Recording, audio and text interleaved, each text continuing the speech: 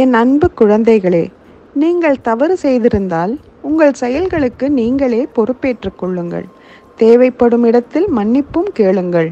ஆனால் உங்கள் வாழ்க்கையில் மீண்டும் மீண்டும் வரும் சந்தர்ப்பங்களுக்கு கவனம் செலுத்துங்கள். மனிதர்களும் சூழ்நிலைகளும் கடந்த காலத்திலிருந்து மாறியிருக்கலாம். ஆனால் அவை உங்களுக்கு இருக்கும் உணர்ச்சி அல்லது ஆற்றலை தூண்டுவதில் ஒரே மாதிரியாக இருக்கும். அதிலிருந்து எதையாவது கற்றுக்கொண்டு அதன் சுழற்சியை உடைக்க வேண்டும் என்பதை மட்டும் நீங்கள் புரிந்து கொள்ள வேண்டும்.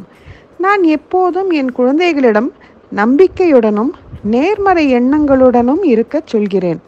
ஆனால் சில சமயம் வருத்தப்படுவதும் உங்கள் வலியை உணர்ந்து அதை விடுவிப்பதும் சரியான செயலாகும்.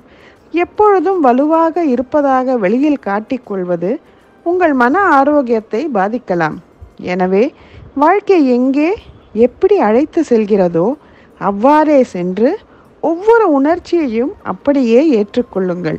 எனது ஆசிர்வாதம் எப்போதும் உங்களிடம் இருக்கும்.